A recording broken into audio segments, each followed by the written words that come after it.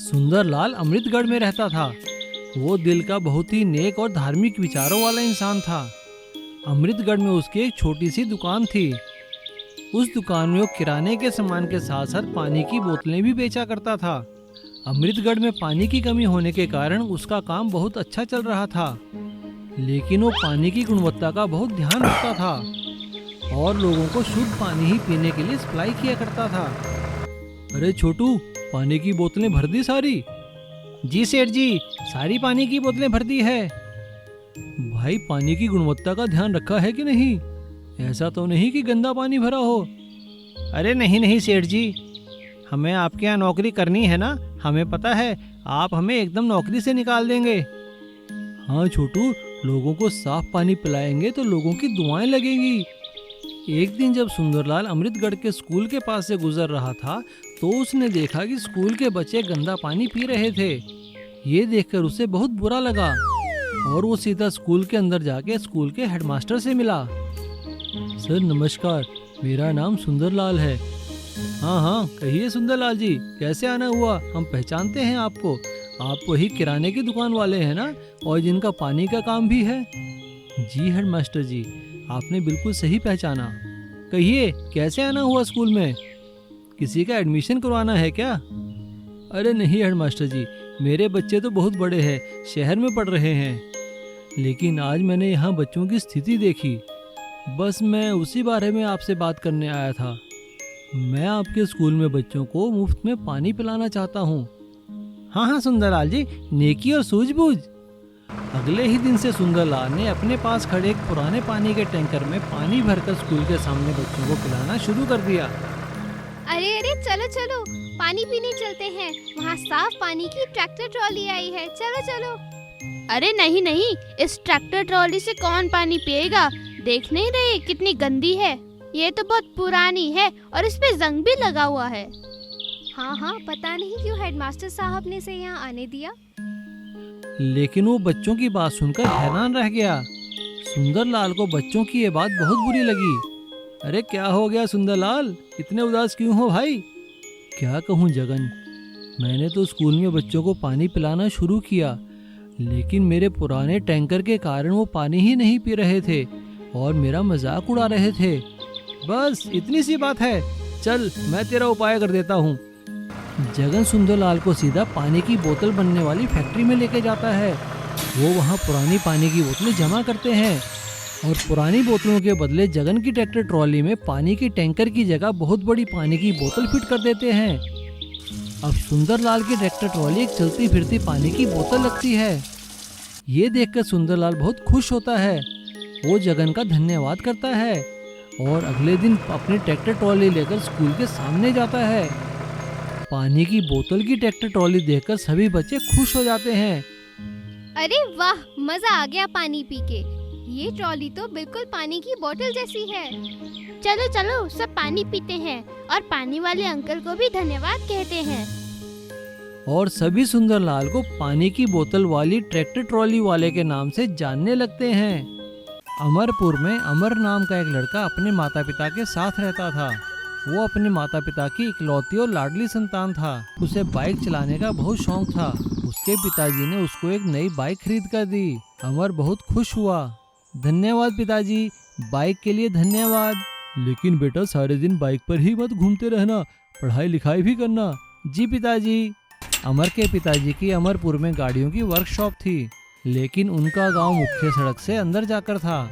उनके गांव जाने के लिए कच्चा रास्ता था, लेकिन बाइक आने के बाद अमर पूरा दिन बाइक पर घूमता रहता। एक दिन बहुत बारिश होने के कारण उनके गांव की सड़क पर बहुत गड्ढे पड़ गए और अमर जब बाइक लेकर उस रास्ते आ रहा था तो उसकी बाइक के दोनों टायर टूट गए। वो बहुत दुखी हुआ और उसे बहुत गुस्सा आया।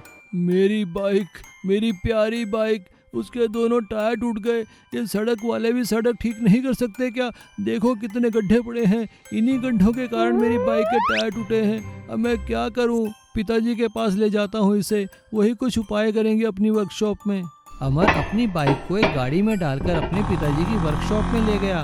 पिताजी, पिताजी देखिए ना, मेरी बाइक के दोनों टायर टूट गए।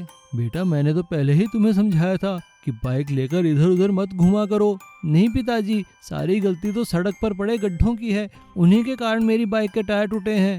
अब आप ही कुछ कीजिए ना। बेटा मैं क्या करूं, तुम्हारी वर्कशॉप है, तुम में इतना दिमाग भी है, देखो तुम क्या कर सकते हो।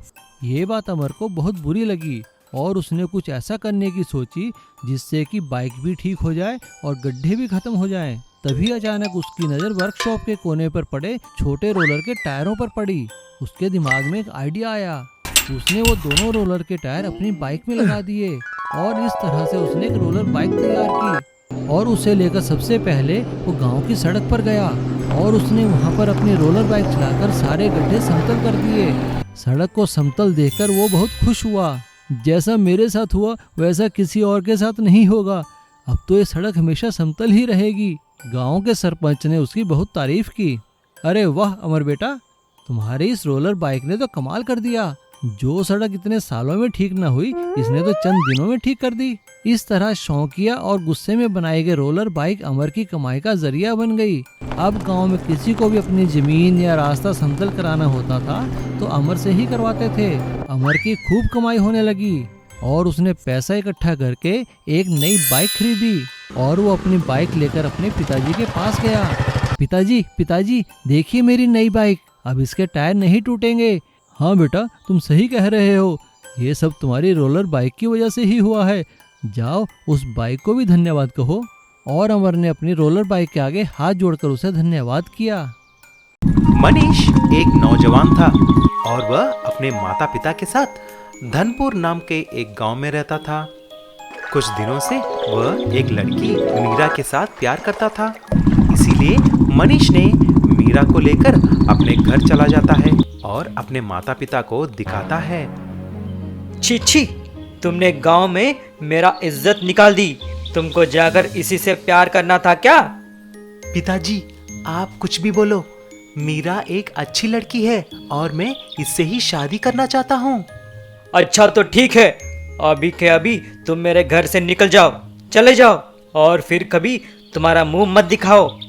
ऐसा मनीष और मीरा एक मंदिर में शादी कर लेते हैं और उसी गांव में एक घर किराए पे लेते हैं। कुछ साल के बाद उन्हें एक लड़का होता है जिसका नाम था संजय। देखते ही देखते संजय 7 साल का हो जाता है। लेकिन एक दिन उस गांव में बहुत बड़ी बारिश हो जाती है और बाढ़ आ जाती है। सारे घर डूबकर बहने लगे। ऐसा ही मनीष और मीरा का घर भी बह जाती है। तभी तीनों मिलकर मनीष के पिता के घर आते हैं।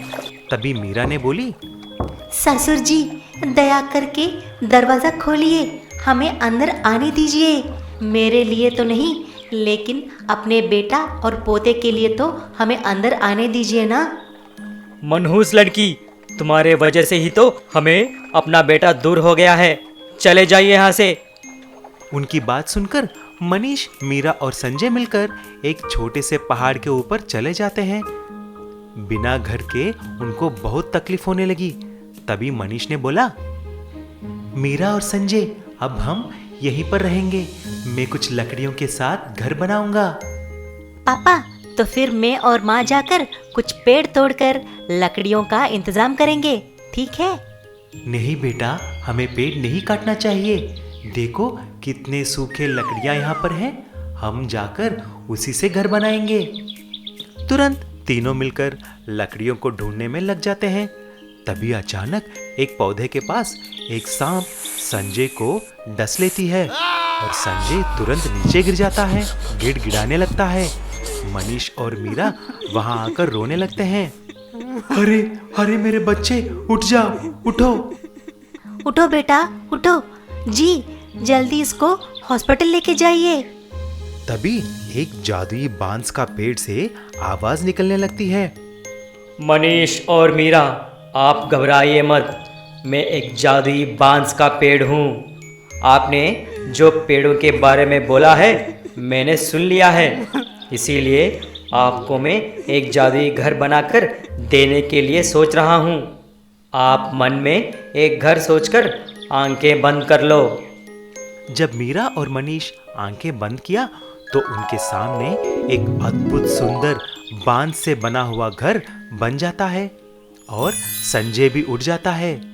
अरे माँ, मैं तो अभी अभी सोया हूँ, इतने में आपने घर बना दी। उसकी बातें सुनकर मीरा और मनीष हंसने लगे और जादुई बांस के घर में रहने लगे।